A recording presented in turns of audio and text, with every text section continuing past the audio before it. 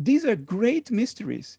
And if you understand metacognition, you do realize that it only pays off in a culturally rich society. Metacognition before that, if you're just running from the tigers and hunting wildebeest, there is absolutely no reason for metacognition. Your brain will just consume more energy. You need to eat more. If anything, you will stand a lesser chance of survival. Sure. Metacognition only gives us an advantage in a complex cultural context where language is beneficial. Totally. And that context was not there because you have a chicken and egg situation. So, the story of how we became metacognitive, I think it's most beautifully narrated in symbolic ways in the first book of the Bible, in Genesis. The fall of man, the eating of the tree of knowledge, when Adam and Eve realized that they were naked. That's the fall into metacognition. And the fire from the garden, it's the beginning of suffering, because it's through metacognition, the explicit recognition of ourselves as a subject separate from a monstrous world, a subject that can regret the past and be anxious about the future. That's how birth arises. Now, we pay a huge price for this. All human suffering is the price we pay. We don't know how and why it happened. In terms of evolutionary paleontology, it's a great mystery. Maybe you have the answers. You have to talk to Ian Tattersall. I'm pretty clear on what. Yeah, I've been writing about this for a while. I'm pretty clear on what the answer is. But anyway, so in principle, arguably, it's a mystery, and certainly we pay an enormous price for it. So I think the game we have to play is the price we have to pay. There is no getting rid of suffering, but let's listen to the people who kept the light going when we were in the darkness of behaviorism in the mid-20th century. People like Jung, Paul Tillich, Viktor Frankl, who told us that, you can't get rid of suffering, but you can more than compensate for it with meaning. And that's what behaviorism and materialism is robbing us from. They are robbing us of meaning. So, and I think, that's what philosophy should do to give us back the meaning that was stolen from us. Wow, that's beautiful. I totally agree with that. And certainly, I'm a big critic of what Ken Wilber labels the materialistic flatland view, and we're all a bunch of just chemicals. That's a disaster, and it sets the stage for all sorts of different problems. But I will say that I'm pretty clear about the transition in terms of metacognition. That's kind of the whole. Do you want to enlighten me? Sure. I would be curious. I mean, so for me, I'm a clinical psychologist. My own journey starts in the world of psychotherapy. So psychotherapy, you get all these different approaches, psychodynamic, analytical, Jungian approaches, the behavioral approaches, cognitive. The best of the best, I thought that cognitive behavior was like empirically supported when I was an undergrad. That's what they told you. And then you get into it, it's like, that's basically bullshit. The best of the best get good outcomes. Their mastery and charisma with it. The shitty people across all domains get lousy outcomes. Most people get adequate outcomes.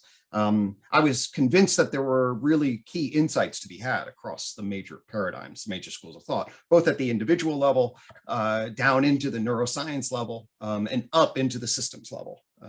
The question for me was, well, why don't they all sing together? Why do they create so much noise? And why do I have to choose what my orientation is inside a school of thought when it's clear they are all partial truths that are biased against in a particular way, that aspectualize, to use John Vervaeke's term, a particular set of behavioral patterns, as it were. And then why don't they get harmonized so they make music instead of noise? That was my basic concern, because I'm a big picture kind of coherentist, as it were, in terms of my. And then I made the jump, and it was like, well, if modern biology is relatively well organized, at least Western biology, we can get into all sorts of different debates, but hey, the circulatory system and the reproductive system and all of the different systems that I study by specialists all cohere in relationship to a basic model of human biology and pathology. And we get a reasonable, no one competes and says, oh, the key is your gut versus the key to circulatory system versus muscles. And it's like, no, it's all an organ system that's organized by human biology. So then I asked the question, well, why don't we organize our psychological therapies to the science of human psychology? Okay.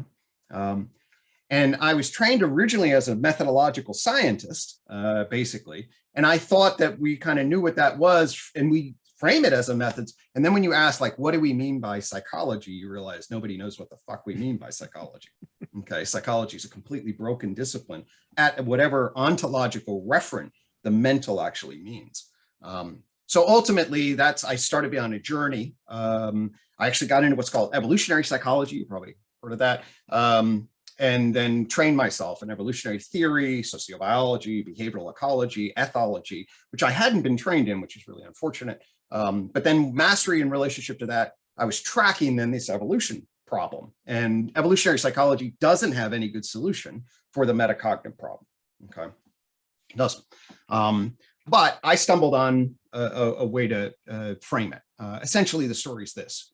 So we get into our pre-self-awareness ape stage, which we see in the chimpanzees, et cetera. You do the Gallup experiments and you get mirror self-recognition, okay? And then we can track actually the evolution of hominid evolution, which is much more group coordinated. Michael Tomasello does a lot of good work in relationship to this, whereby pre-linguistically, we have a capacity for shared attention and intention. Okay, so I have a capacity to, mirror neurons probably are overshot, but essentially you and I can hook up and I can read what your attention is focused on. We can develop a shared implicit intersubjective intention, and that can allow us to, what Michael Tomasello achieve, an intuitive we space. Okay, so I can imagine your perspective, my perspective, and a generalized third person perspective, and then coordinate ourselves in proper relation. And empirically, you can see this in relationship to like how infants point, and very early on, human children get the idea that you're pointing at something. Other apes don't do very well with that kind of intuition. And then the syncing up capacity.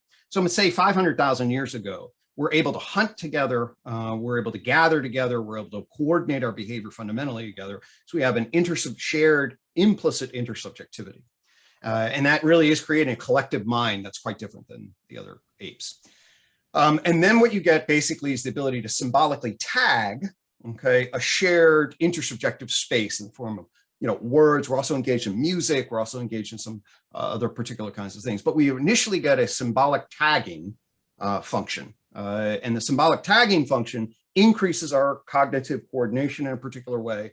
But the real trick from a unified theory perspective is that you get a symbolic syntactical shift in the relationship that's going to press the language acquisition device. And what happens in relationship to the evolution, and what then generates a very novel adoptive problem, is the evolution of propositions. Okay, so propositions set the stage for, like, instead of like "there antelope," if I say "there are the antelope," a proposition's a meaning-based statement that then pulls together and asserts is ought positively. Meaning it's like, now I've made a claim, okay, that can reside into your cognitive structure.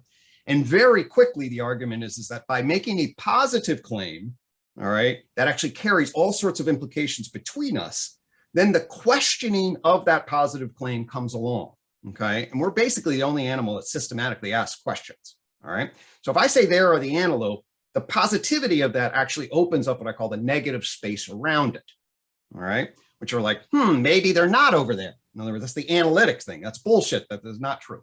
Or it's also the case that there are rabbits over there, which is a different propositional space. And why are we investing and influencing other on this proposition when we should be over there? Okay. And what that does then is the negative space, the bridge to the negative space, are questions which then function as easy cognitive gadgets. Okay. And easy cognitive gadgets is why, what, who, when, what, where. And then by throwing that, and little kids get this very early because it's a very easy little thing for the brain. Why, what, how. So once you see little kids, precocious kids, they ask all the damn time. You get the problem then through propositions of the problem of questions. And this gives rise to the question-answer dynamic. Okay. The question-answer dynamic. Metacognition. All right. Now, all of a sudden, now you have, and I call this the problem of justification. Okay. The problem of justification is the propositions get placed, the questions get asked, and now we have to decide what is justifiable in relation. Okay. And the justification hypothesis says actually there are three very clear problems. One's the analytic problem, the truth claim base of it, okay? And then there are two real clear value problems. One value is if it's my proposition and that's part of my base investment system, all right? There are antelope. I'm a good antelope hunter, okay? And then what you get, that's the personal dynamic when my attachment to this justification, okay, in terms of what does it mean by my social influence, my place, what we do based on my own investment. And then there's the social problem, okay, the social problem of justification. If it's me and you, why are we attending to this if you and I have a dyad? If we all get together, why is this group attending to this? So then it distributes itself in social relation, okay? So the group now needs to dialogue. Each person needs to dialogue and relation. And the cool thing about this is that it makes a very clear it's a reverse engineering evolutionary argument that basically says, the problem of justification then is going to require a mental organ of justification, okay, that creates a particular kind of interpretive narrative relative to the subjective experience of being and relative to the social environment. Okay, so it then predicts very clearly that you're going to develop a justified state of being at the ego level relative to your private experiential self, and also regulate your ego relative to your public persona. And there should be very clear filtering dynamics around problems of investment, influence, and justification that should relate to these three domains of your persona, your ego, and your experiential self.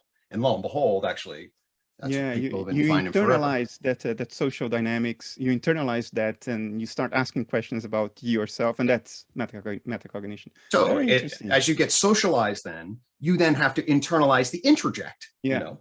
Yeah. Okay. And that's a superego or whatever. And now you are anticipating the criticisms and approvals of others, and you carry that around to determine what's legitimized in relation. By internalize the society, you externalize your own self. And that's how metacognition.